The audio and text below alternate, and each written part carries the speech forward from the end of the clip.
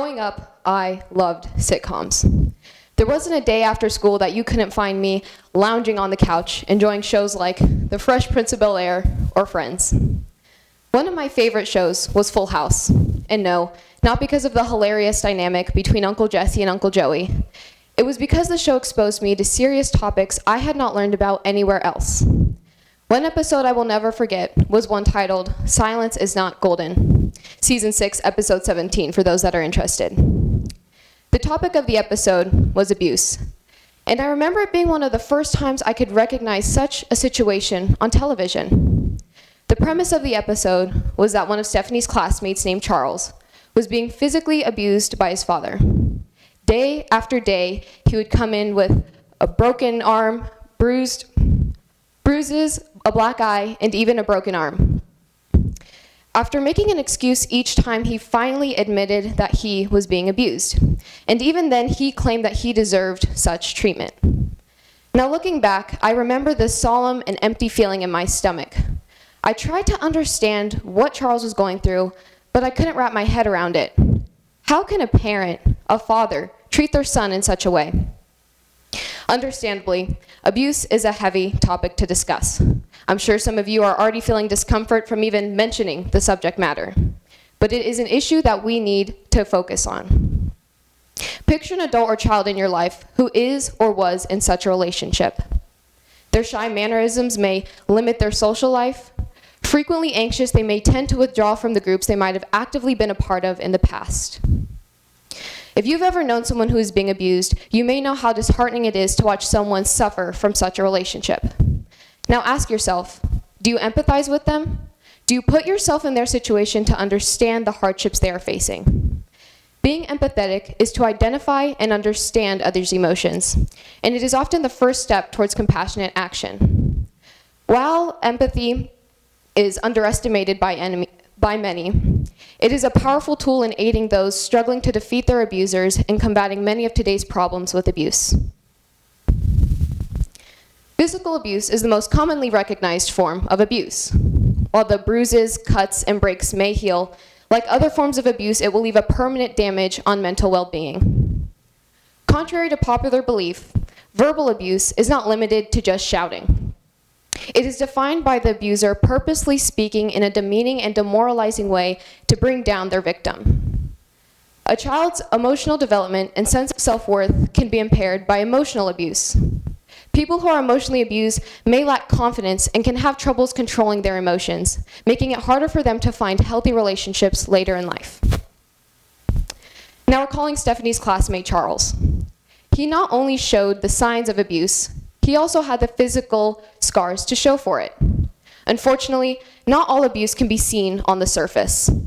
Most of the damage is invisible, leaving irreparable harm, although there are behavioral signs that can indicate a child is being abused.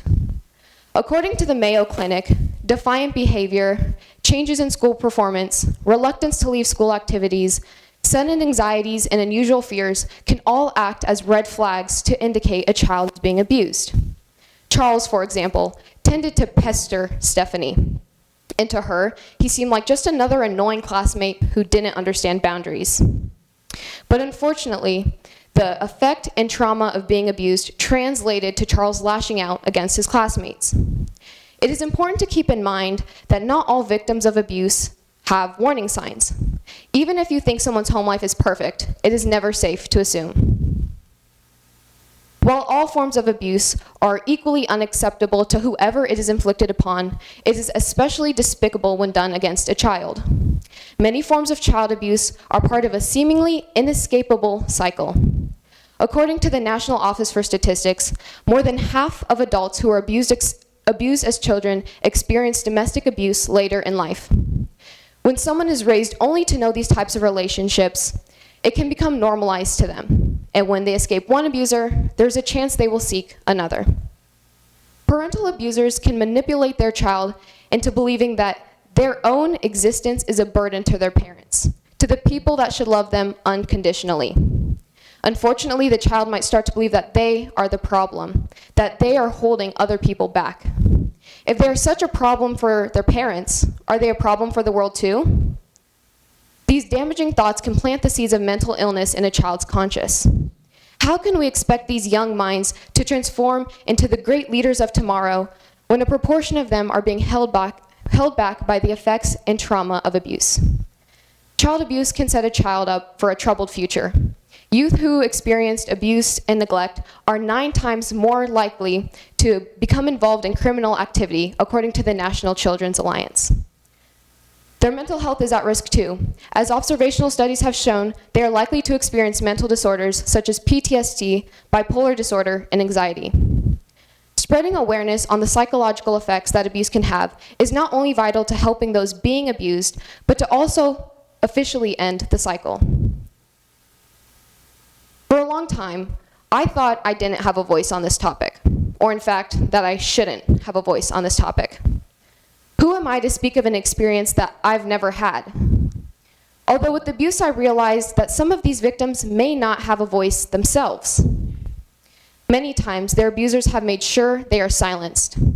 Therefore, who else better to interrupt this silence than those who can stand in alliance with these victims? If not you, then who? Being able to empathize with the children, the victims, that's the key to helping this issue. As the writers of Full House put it, silence is not golden, and it never will be. Silence is not golden, and it never will be. We cannot simply sit back and watch the story of child abuse unfold.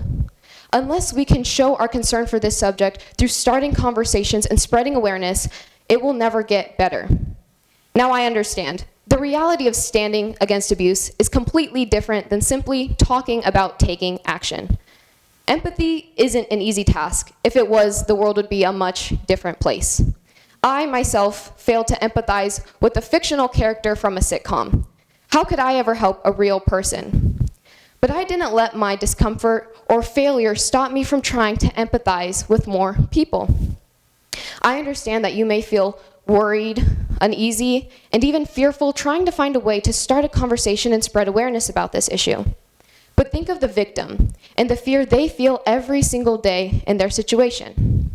If you suspect someone in your life is being abused, take the time to talk to them and ask how they are feeling. Having a person to confide in and share their experiences with might be enough for them to realize they need more serious help. Might need more serious help. It is important, though, to not insert yourself in someone's situation, as that can cause more problems. Ensure that they know that you are a reliable shoulder to cry on. You have the power to spread awareness, and you have the power to talk with people in your life about this issue. Use your empathy to fuel your activism to help those who may not be able to act themselves. I understand that the problems and effects of abuse aren't going to disappear overnight. That's just unrealistic. But empathizing with the people in your life can make a difference. Trying to understand and relate to the people around you will heavily impact them. And through this, you will feel the satisfaction that you are doing your part to end the cycle of abuse. Thank you.